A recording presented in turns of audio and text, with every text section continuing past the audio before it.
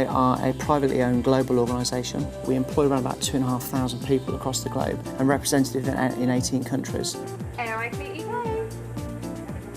Oh, sure, no problem. I'll pop you through to our accounts department. In business for in excess of 65 years now, and we manage a portfolio of about 1 million vehicles across the globe. 2,500 people, actually in proportion to the number of vehicles we manage, is actually quite a low ratio. And there's some key fundamentals around that in regards to where we've taken technology core to fleet management.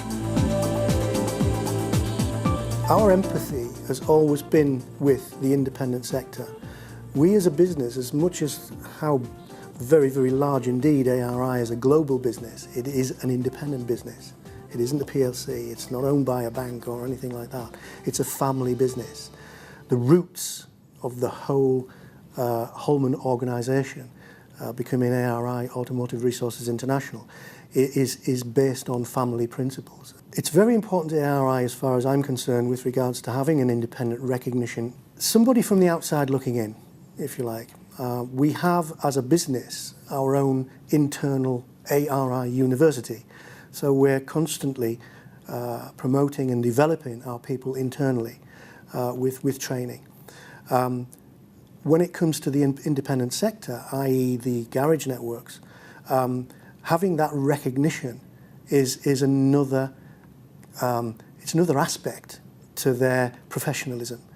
It is important. It is important working with government-recognised organisations, independent organisations that are specialists in training, in accreditation, to get the message across to both business to business and to the consumer that the people that they're dealing with are professional people and they can prove it.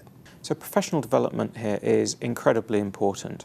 At ARI we have this thing called PI, and part of PI is all around professional development, and that comes through in terms of training goals. So we have a training PI goal, which means that everyone within the organisation is expected to do a number of hours worth of training each and every year. Why is that important to me?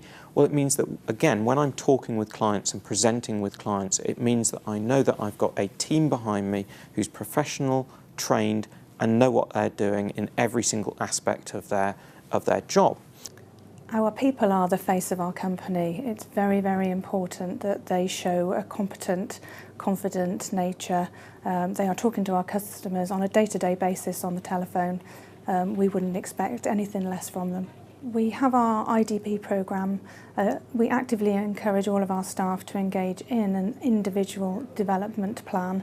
That may be a one-to-one with a mentor, it may be classroom training, video training, or external coaching if required.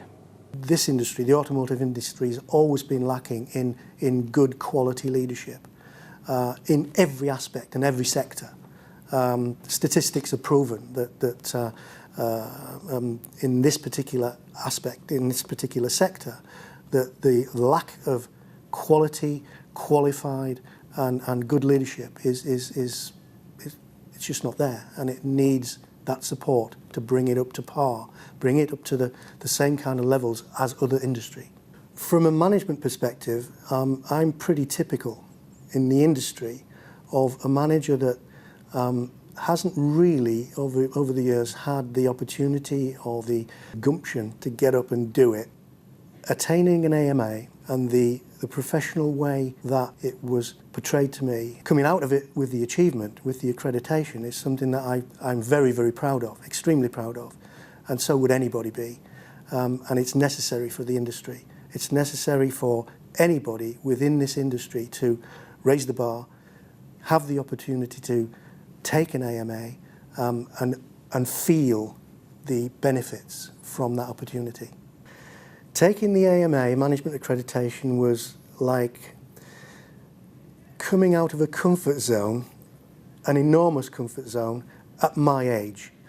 No formal academic qualifications, and to be able to aspire to attain an accreditation, the vehicle for that, for me, was always going to be the IMI and the Automotive Management Accreditation Programme. Very, very intense, very, very interesting, and having to go through 16 competencies in that management accreditation and do an exam to start with before doing the competencies was really way out of my comfort zone, but best thing I ever did. Absolutely best thing I ever did, because it's taught me an awful lot.